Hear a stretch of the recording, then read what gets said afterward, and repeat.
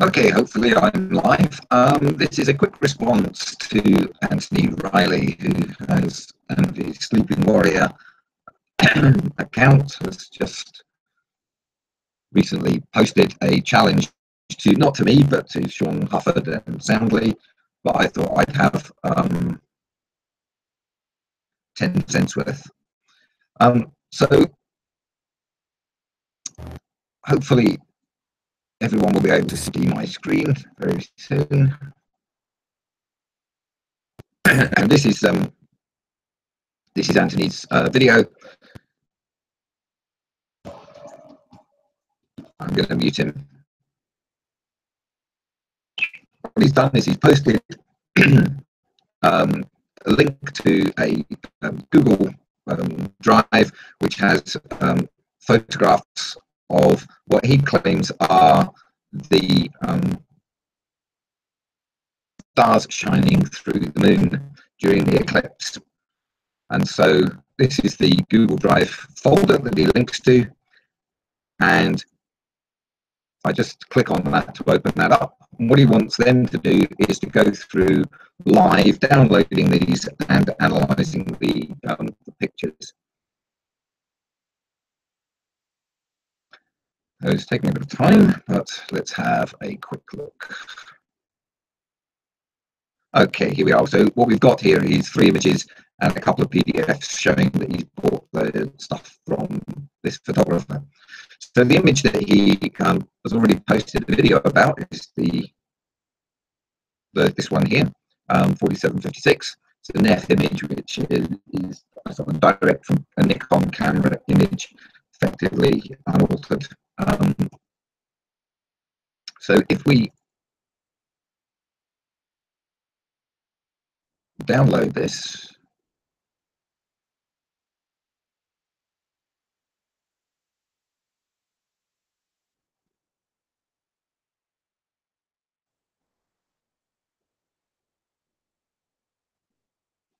okay,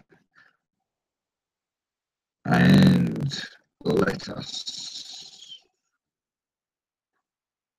show in folder. Here it is, and I want to open this just in Photo Gallery because it allows me to zoom in. It says I can save a copy of it, but I don't want to do that.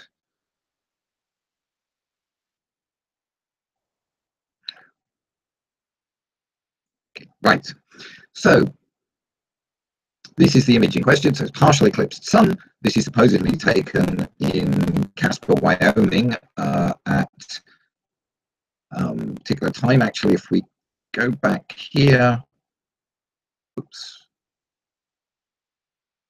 if we look at the properties of this, we can see the time was 1726, which doesn't actually correspond to eclipse time at Casper, Wyoming. Never mind. Another important thing to note is here is this is a 1/5000th of a second exposure time.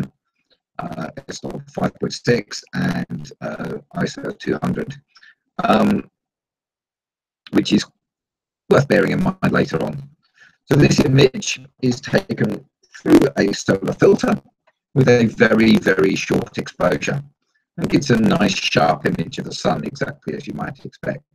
Now, the thing that Anthony noticed, and very eagle-eyed of him to do so if we zoom in, is that just here there is a bright spot on the photograph. And if we zoom in close enough, we can see there are a couple of pixels, one a fairly white color and the other a red color when I do this. And you've seen exactly what I've done. I've just downloaded the picture, opened it up in Photo Gallery and zoomed in. Nothing else has been done to this at all. And we have a couple of pixels now.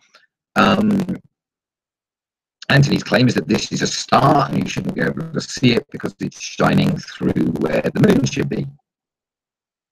And if we look around, we can see one or two other spots as well. So the moon would be extending all around this area, and we have another pixel here.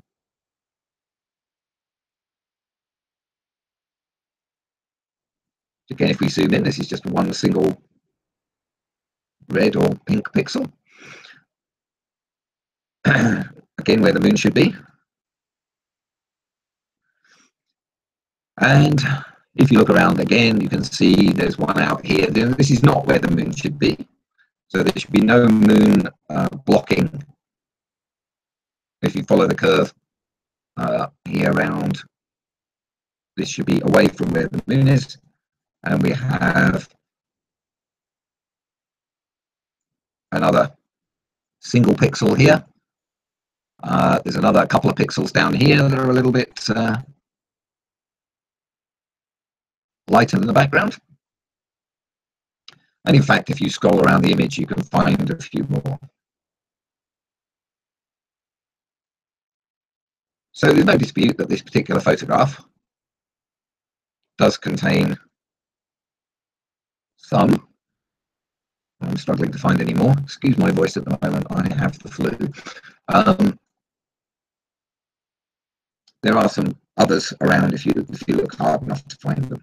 Now, Anthony also did some mucking about with levels and contrast and whatnot on the image, and identified what he said were many other stars, and tried to draw in some constellations. When he did that, he completely ignored some stars, drew in other ones, drew in the faintest little pixels he could find as in order to try and make up some sort of a constellation. But it was thoroughly unconvincing, just because he was doing, he was being so selective. And if you look at this, the raw image, and actually zoom in, you can see just how few pixels are actually sort of brightly illuminated like that. There is the odd one, as I've pointed out already. There's another couple up here that are actually blue coloured rather than red on this occasion, but there are not very many of them. And because of the way cameras work and the way light works, we know that these are the brightest spots. Remember, this is an extraordinarily short exposure, or not extraordinarily short, but a short exposure, taken through a solar filter. And if we want to say that these pixels that are showing up bright are stars rather than some effect of the camera sensor or something else going on during processing or whatever, then we need some evidence. We need some reason to think that this is a star. We need some reason to think that these other pixels are stars. And the reason Anthony gave was that he claimed to match them up to constellations, but of course, as anybody who watches his video can see, he doesn't match them up to constellations at all. He doesn't even get close to matching them to constellations. So let's have a look at the other two images in the Google file, because we can actually get something very, very useful from that. So let's download the other two images.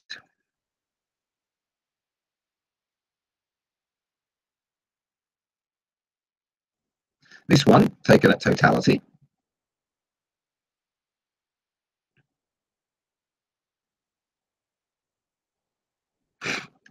And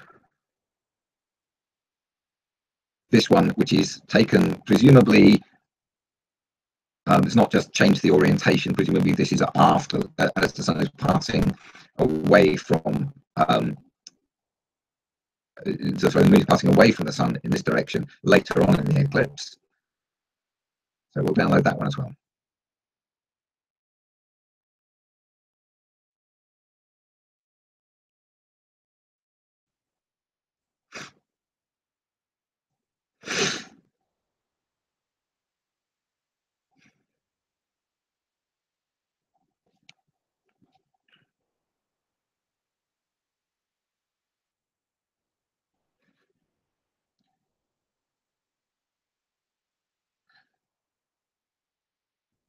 So here's one of them.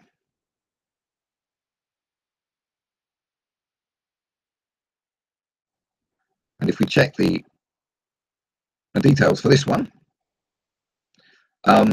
we can see that it was taken.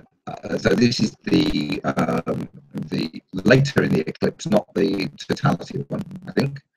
And it's taken. It's got a later time. I don't think this is the accurate local time. I think it must be set for some other time, and is a much longer exposure. Actually, I think this might be the totality one. This is 1/125th of a second, so considerably longer exposure. Same f-stop and ISO setting, but much longer exposure than the original image that we looked at. And I'm not quite sure where the other one has gone. It should be there. Maybe it hasn't downloaded.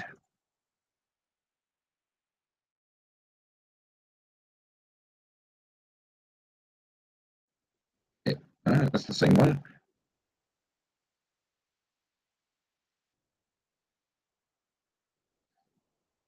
So what we're looking for, 4833 or 4884.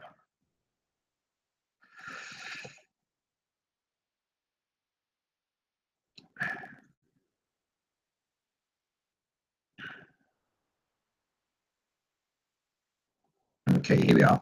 So 4833 is the total eclipse totality, which if we look at the properties, look at the details, this is the 1/125th of a second. And if we look at this one, the 4884, which I've downloaded twice, but no matter. We look at the details, we can see this is a slightly longer exposure than the first one we looked at. So let's open this up in the same program.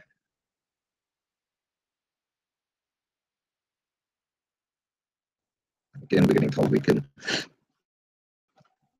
do that. Don't worry about it being blurry. It will sort itself out in just a second. So you can see that there's a much more of a halo effect, a much less sharp sun appearance to the sun, a much more of a halo effect around the sun because it's a longer exposure, and so the sunlight is now bleeding out onto the sensor a little bit more here. And looking around, it's hard to find any or very many pixels, but there are a few, just like before. So there's one here, which we zoom in, there's actually a couple, grey and blue appearance, and there may well be some more if we hunt around a bit further on this image as well.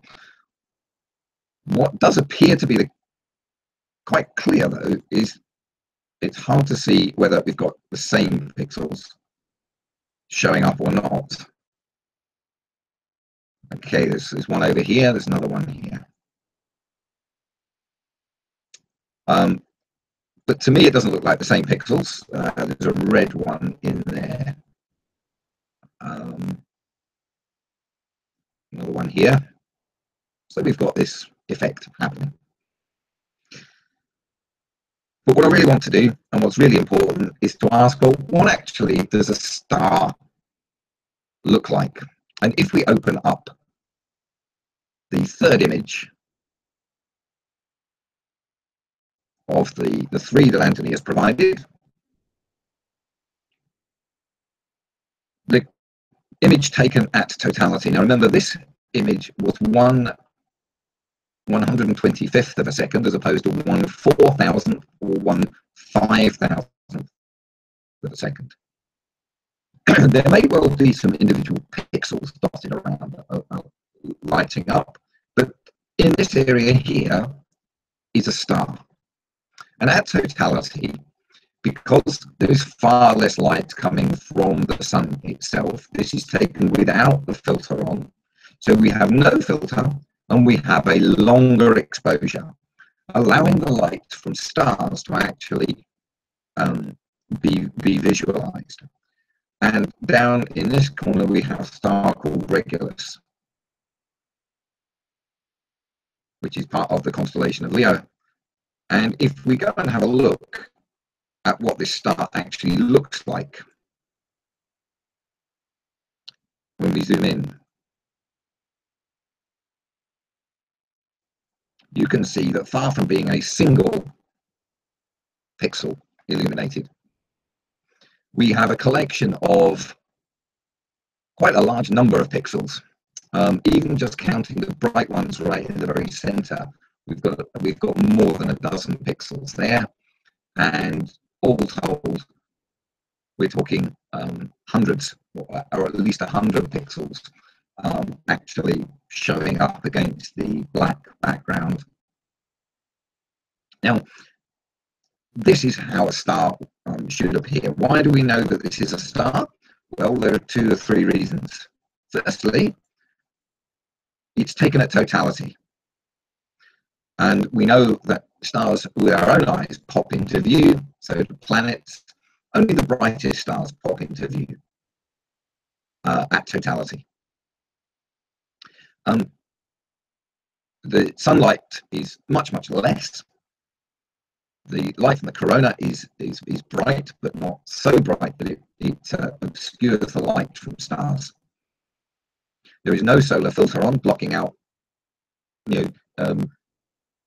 almost 100% of the light. So there's no light getting blocked, and the starlight then comes through, and we see Regulus. And if we actually look at Stellarium, so this is taken. So we've set here, the location is Casper in Wyoming. I've set the time to be a date to be the 21st of August, and I've set the time around the eclipse locally in Casper, because that's how Stellarium for me seems to work. And I've simply switched off the sky. If we look at the sun, and you can see we have a partially eclipsed sun. I could go a little bit later to make it a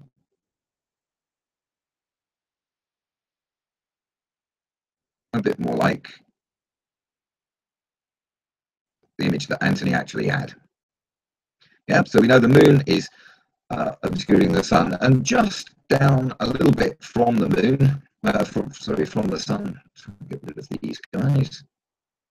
It's difficult to do this.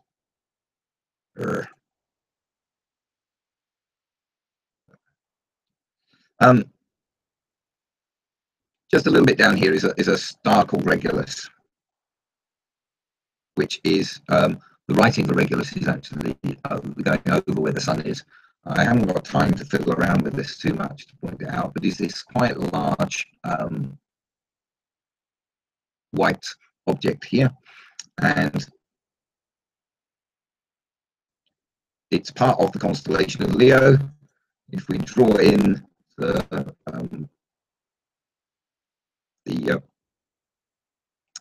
constellations, the artwork that shows how the constellations are supposed to identify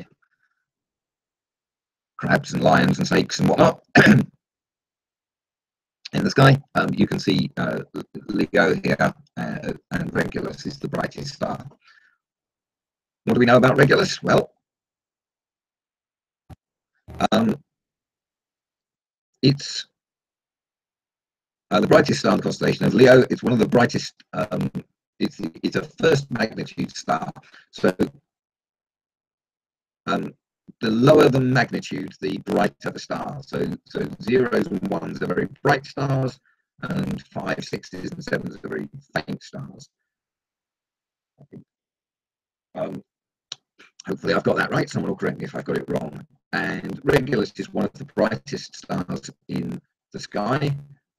It's either the 21st or 22nd brightest of stars visible from Earth. So one of the brightest stars in the sky, and because it was very near to the sun during the eclipse, it was visible. Let's see if we can find these pictures. It was visible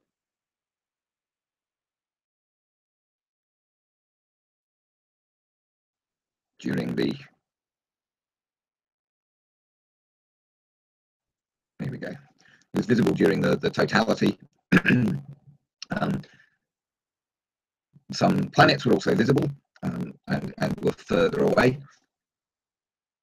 considerably further away. If we go back to Stellarium, we're going to get rid of these silly pictures. You can see that Venus is way up here, would have been very bright. Mars, again here, and I think Jupiter was around somewhere. I can't find Jupiter at the moment.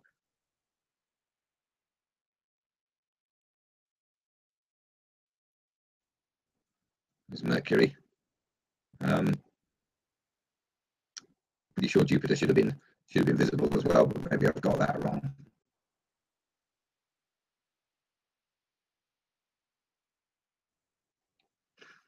But this is one of the brightest of the stars visible, certainly the brightest star in the immediate location.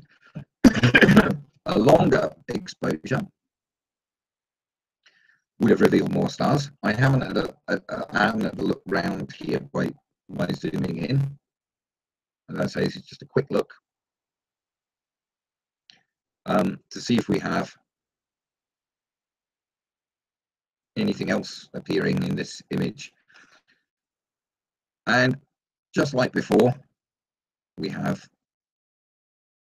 occasional single pixels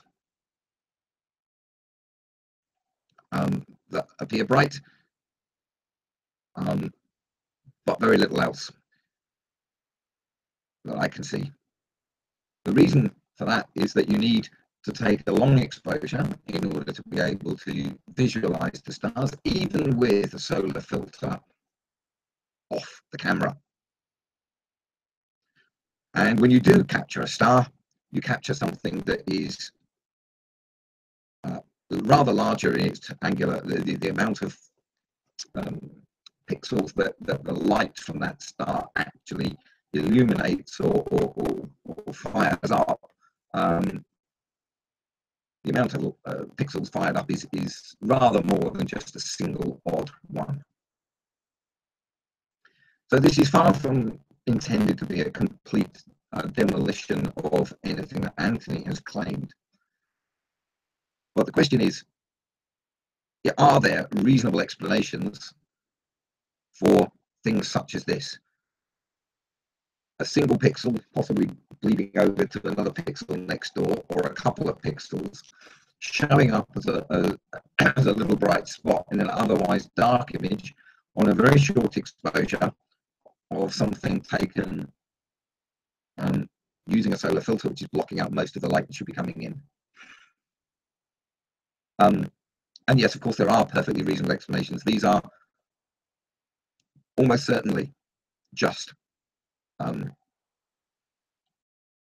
anomalies within the camera, that you get a single pixel here and there that simply lights up in what is otherwise a completely dark background.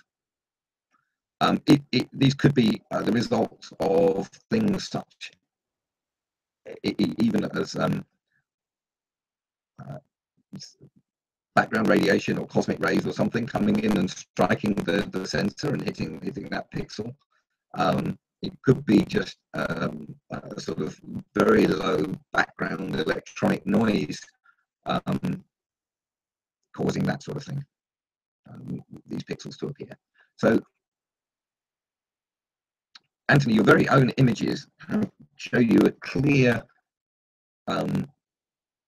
image of what a star looks like, and furthermore shows that the pixels that are appearing in the other images don't line up with each other when you look at two pictures taken an hour or so apart, or some time apart on either side of the totality. And there's no reason for those stars to have moved. The stars should still be there. So the same pixels should be lighting up if they are indeed stars. So I don't think you've got stars. I don't think you're seeing stars. I don't think these are stars at all. And I think if you want to claim that they are stars, you need to produce some evidence to back up that claim. Simply drawing shapes, drawing lines, connecting some of them together and saying it looks a bit like Hydra, which is supposed to be absolutely miles away. I mean, Hydra, from this image, Hydra would be somewhere way off screen to the right. Claiming that you can see, you draw something that looks a bit like Hydra by being ultra selective is not evidence that these are stars. You need something else. You need something very much more to even start to consider that these might be stars. Anyway, that's all I want to say on the subject at the moment. I'm sure that Shawn and others will deal with this far more detail later, and I may do as well if I get a chance. So that's all for now.